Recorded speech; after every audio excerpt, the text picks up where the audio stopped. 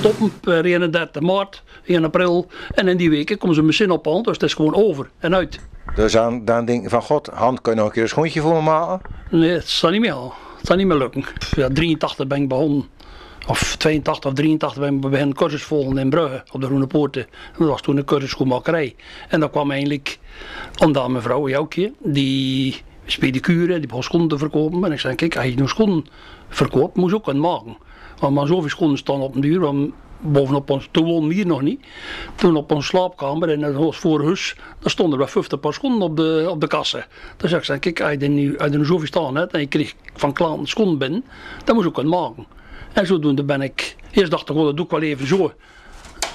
Dat doe ik wel even zo, maar dacht ik, ja, en dan hadden we nou een machientje gekocht.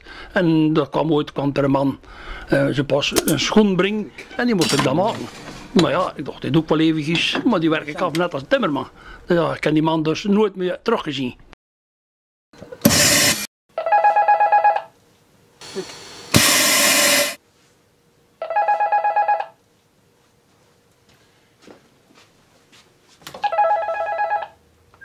Ja, Westerwille. Ja, ik ben vandaag wel gesloten, maar dat geeft niet. Kom ze maar even brengen, ik ben toch dus. Ja, dat is goed, tot straks. Dag.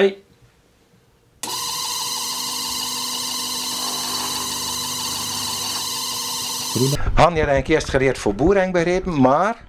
Ja, toen ben ik naar de lagere landbouwschool geweest in Schondikke. Maar ja, daar kwam ik daar af. Dan was ik 15 of 16 jaar geloof ik, dus ik was een vrij vroege leerling. Ik wil niet zeggen dat ik zo goed kon leren, maar ik was toch vroeg klaar.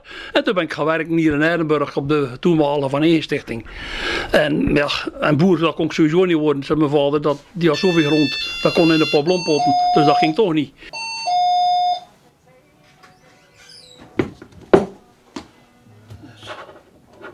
Hakken, je naam. Eind van de week klaar. Dan pak ik deze. Opvolger, Han? Nee, helaas niet.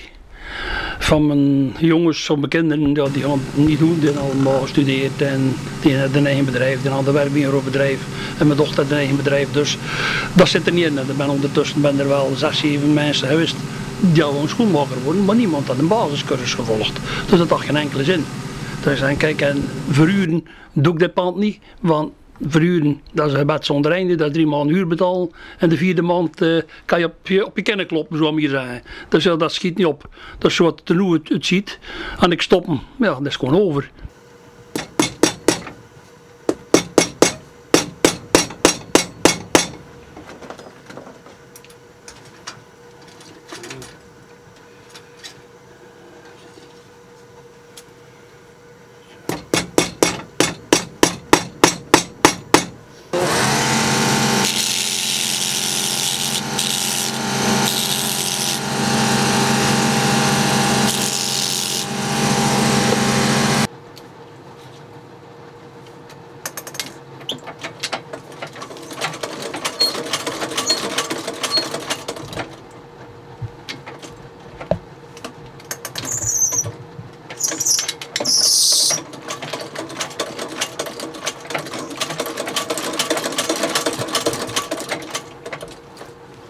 Ergens is het nog een beetje een vreemd gevoel. Ik denk, hé, die denk 30 jaar mee gewerkt met dat ding.